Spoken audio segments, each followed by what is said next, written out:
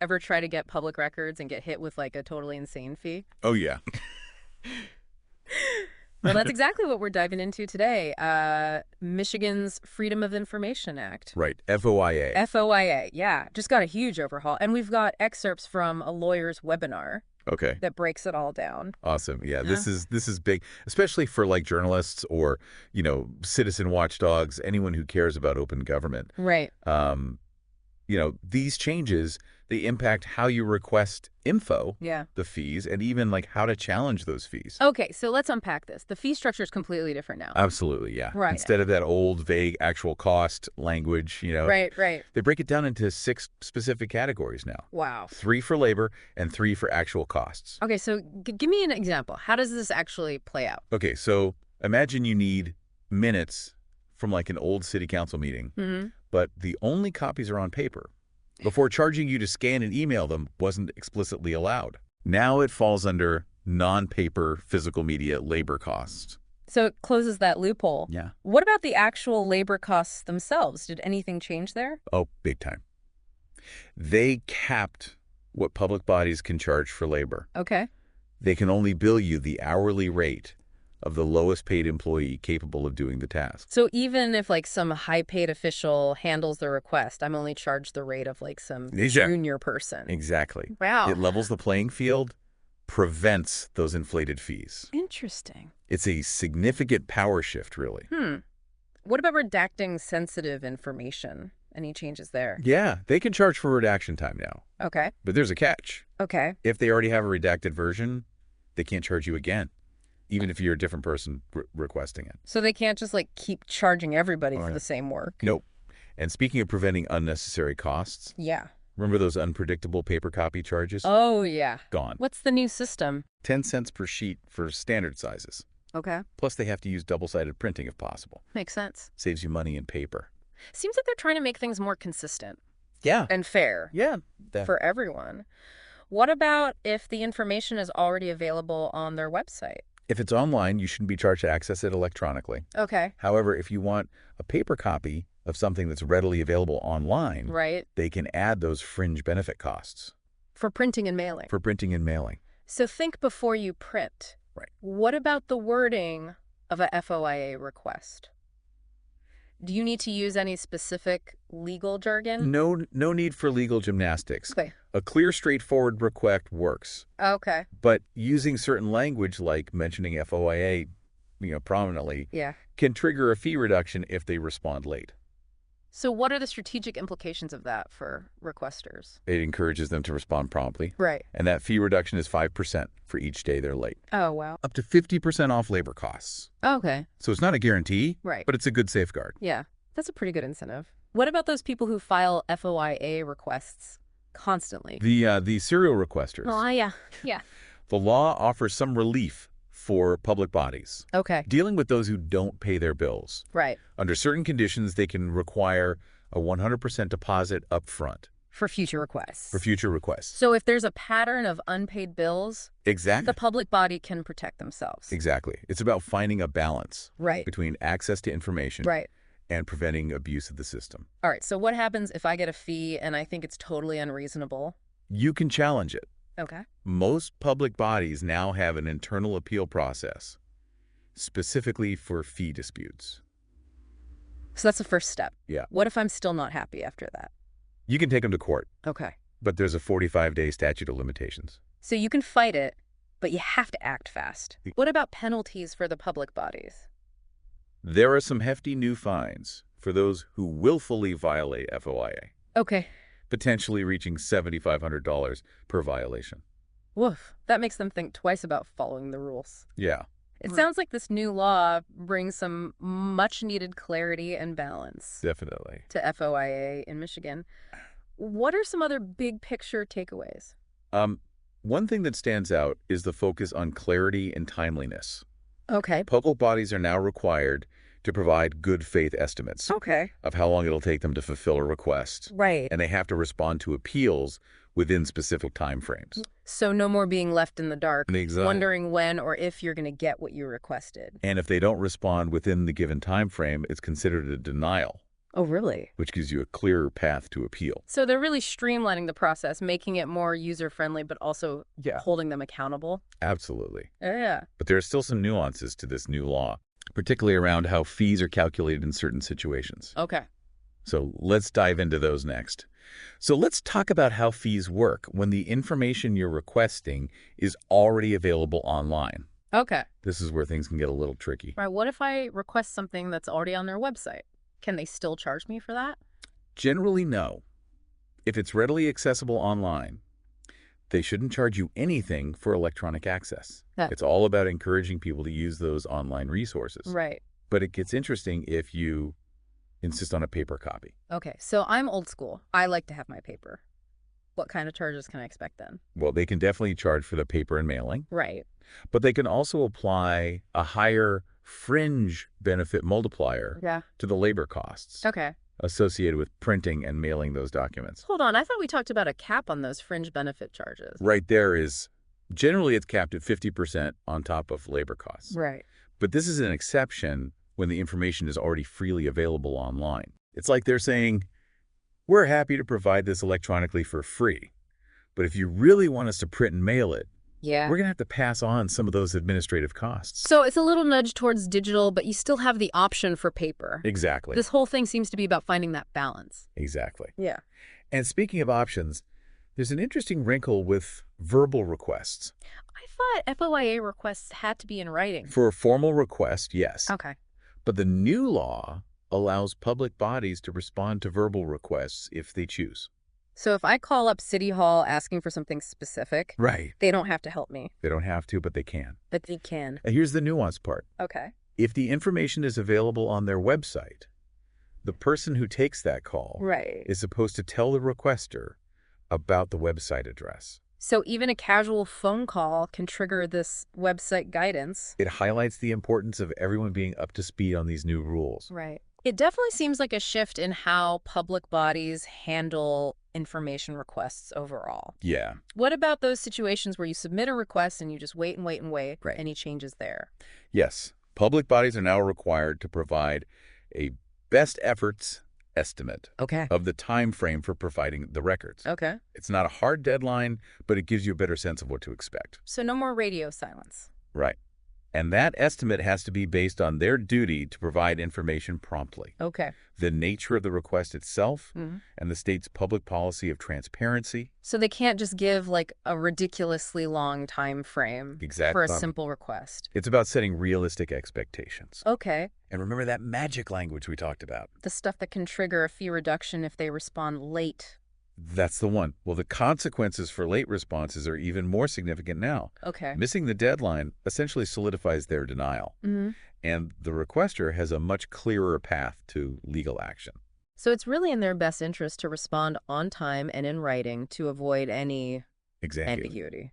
It's all about clarity and accountability on both sides. Okay, but what if my request is denied, whether it's because of fees or the content itself? Right. What are my options for pushing back? Good question. The new law is very specific about challenging fees. Okay. Most public bodies now have to have an internal appeal process specifically for fee disputes. So before I even think about court, I have to try to work it out with them directly. Exactly. It's a chance to resolve things informally and potentially save everyone time and money. Okay, so I submit my appeal, make my case, but let's say they just aren't budging. Right. What then? You can take them to court. Okay. However, remember that 45-day statute of limitations. So act fast. Is this the same process for challenging a denial based on the content of the records? Not quite. With fee disputes, you generally have to go through that internal appeal process first. Okay. For content disputes, that's not always required. So another example of the law promoting internal resolutions, Yeah. whenever possible. What happens if I decide to sue over fees? Does that delay everything? Yes. The public body doesn't have to finish processing your request until the court makes a decision. Oh, wow. And if the court finds that they overcharged you by 50% or more, they can order them to pay your attorney fees Oh, and legal costs. that's a powerful incentive for them to keep those fees in check. Absolutely. Mhm. And beyond the specific appeals for fees, there are also new penalties Okay. for public bodies that willfully violate FOIA in general. Right. We talked about those fines. Yeah. Anything else? If a court finds a public body acted arbitrarily or capriciously in denying a request. Meaning they didn't have a legitimate reason for withholding information. Exactly. They can impose a $500 civil fine. Okay. That money goes to the state treasury, not the requester. So it's not about lining someone's pockets. It's about upholding the principle That's it. of transparency. On top of that fine, the court can also award the requester up to $1,000 Okay.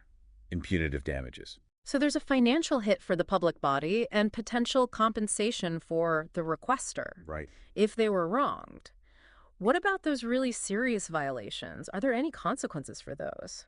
Yes, for willful and intentional or bad faith violations, the penalties get much steeper. Okay. We're talking civil fines ranging from $2,500 to $7,500 Wow. per occurrence. Those are some serious numbers. What factors determine the amount of the fine? The court considers things like the public body's budget, Okay. past FOIA violations, Uh-huh. and the severity of the current violation. So repeat offenders might get hit harder. For example, It seems like they're really cracking down on those who just disregard the law. they are. This new law significantly raises the stakes for transparency and accountability. Right. And it's not just about the penalties, but also the overall shift Right. towards a more structured and transparent process. Right. We talked about those good faith estimates for timelines, the Yeah. clearer pathways for appeals, and the emphasis on making information readily available online. It's a comprehensive approach to modernizing FOIA Right. and ensuring it serves its intended purpose. This has been incredibly informative. What's one final takeaway our listeners should keep in mind as we wrap up? Remember, these changes don't just impact journalists and legal experts. Right. This impacts anyone who wants to understand how their government works. Right. Whether you're curious about local development projects, school board decisions, anything else that affects your community, FOIA is a powerful tool for getting answers. It's about empowering citizens to engage in the democratic process. So don't be afraid to ask those questions. Thanks. You have the right to know. Okay, so we've covered a ton of ground, but Yeah. I'm curious about one specific detail. Sure. Earlier, we talked about that timeline for responses and appeals. Right. What exactly constitutes a business day under this new law? Oh, that's a great catch. It's very clearly defined now. A business day is consistently Monday through Friday, excluding federal holidays. So no more confusion about We'll local answer that. government schedules or Nope. shorter weeks. It standardizes things across the board. Okay, so it's 10 straight business days Yeah. to respond to a written appeal regardless of how your local government operates? Precisely. Yeah. And remember we talked about how not responding within that time frame is considered a denial? Yeah, it seemed like a big deal. Well, now it's even more significant because that's when the clock starts ticking on the statute of limitations for filing a lawsuit. And if the public body missed that deadline because of that magic language Yeah. or because they were intentionally dragging their feet, Those willful violations. exactly, failing to respond basically solidifies their denial, giving the requester a clear path to legal action. So it's crucial for public bodies to respond promptly and formally to avoid any ambiguity Yes. or unintended consequences. Yeah, this process is all about clarity and accountability. Okay, let's shift gears a bit and talk about what happens after a request is denied. Whether it's about fees or the content itself, what are the options for appealing those decisions? Okay, well, the new law lays out a very specific process for challenging fees. Okay. Most public bodies are now required to have an internal appeals process in place, specifically for fee disputes. So before even thinking about court, you have to try to work things out internally. Exactly. It's a chance to resolve things informally, and potentially save everyone time and money. Okay, so I submit my appeal, I make my case, but let's say they just aren't budging. What happens then? If you're not satisfied with the outcome of the internal appeal, you can take the public body to court. Okay. However, remember that 45-day statute of limitations. So act fast.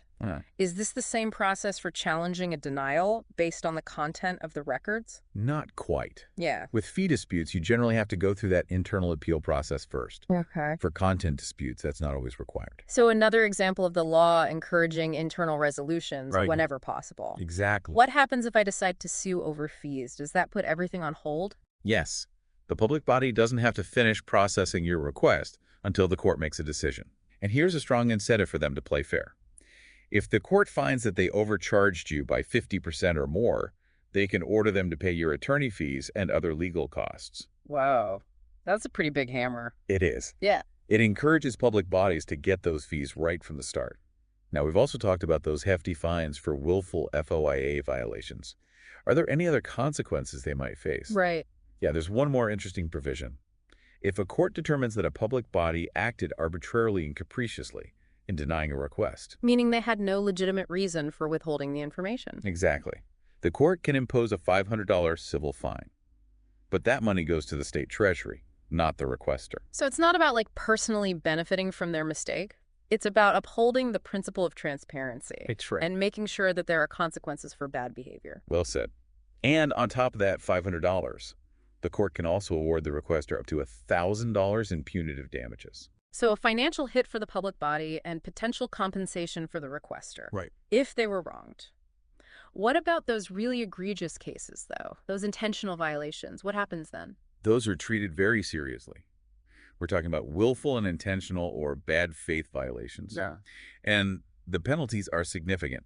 Civil fines can range from $2,500 to $7,500 per occurrence. That's a big jump. What factors determine where they land on that scale? Well, the court takes into account the public body's budget, their history of FOIA violations, Okay. and the severity of the current violation. So repeat offenders could be hit much harder. For example, It seems like they're really serious about ensuring transparency and accountability. they are. This new law is a major win for open government in Michigan. It modernizes the process, clarifies procedures, and provides stronger incentives for compliance. This deep dive has been incredibly helpful. I feel like I have a much better understanding now of how FOIA works and how I can use it to stay informed. I'm glad to hear that. And remember, you don't have to be a lawyer or a journalist to utilize FOIA. This is about empowering every citizen to engage with their government and hold them accountable. It's about making sure that our government remains open and accountable to the people that they serve. So if you're curious about something, don't hesitate to ask. You have the right to know. That's a great note to end on. Remember, knowledge is power, and FOIA gives you the power to ask those tough questions and demand transparency.